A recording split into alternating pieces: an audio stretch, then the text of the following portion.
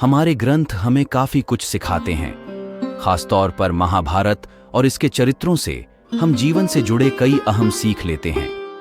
महाभारत का एक ऐसा ही महान और गुणी चरित्र है कर्ण, जिसे सूर्यपुत्र कर्ण, महारथी कर्ण, दानवीर कर्ण, सर्वश्रेष्ठ धनुर्धर कर्ण आदि नामों से भी पुकारा जाता है। हालांकि इस महान महाभारत के इस योद्धा का दुर्भाग्य ने अंत तक साथ नहीं छोड़ा। कर्ण ने अपने महान गुणों और आदर्शों के साथ कभी समझौता नहीं किया।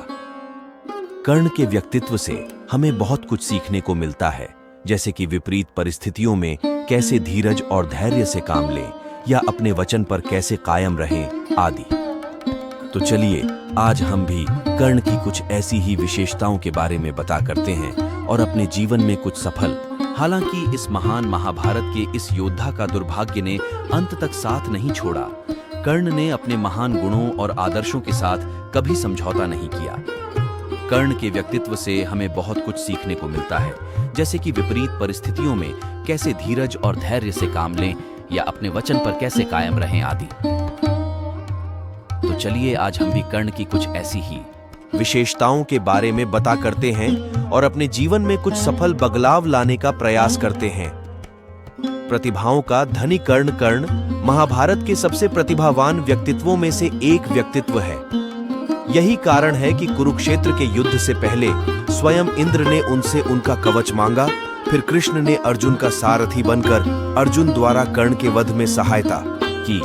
ऐसा इसलिए क्योंकि कर्ण अर्जुन से ज्यादा बलवान, बुद्धिमान और प्रतिभाओं के धनी थे और अकेले अर्जुन के वश में कर्ण को हराना न था। धनुर्धर कर्ण एक महान धनुर्धर थे, जिनके गुरु खुद परशुराम थे। यही वजह है कि कर्ण अर्जुन से ज्यादा अच्छे धनुर्धर थे। में निपुणता के विजयी बनना संभव नहीं।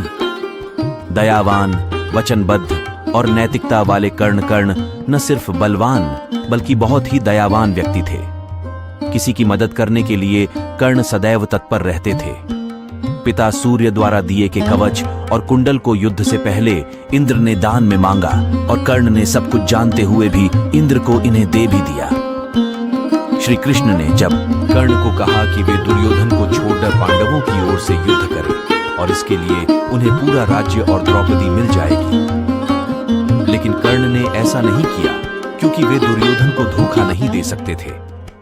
इससे हमें सीख मिलती है कि विनम्रता और दया कैसे किसी इंसान को साधारण से महान बना सकते हैं और वचनबद्धता कैसे किसी पुरुष को महापुरुष बना सकती है।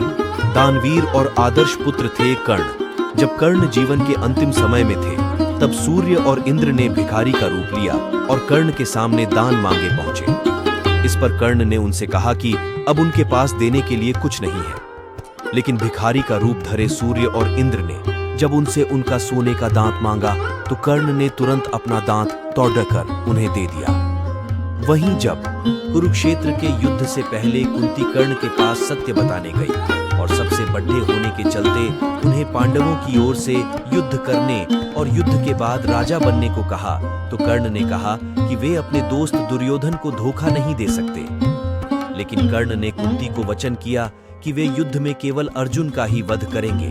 कर्ण ने अपने महान गुणों और आदर्शों के साथ कभी समझौता नहीं किया। कर्ण के व्यक्तित्व से हमें बहुत कुछ सीखने को मिलता है, जैसे कि विपरीत परिस्थितियों में कैसे धीरज और धैर्य से काम लें आदि।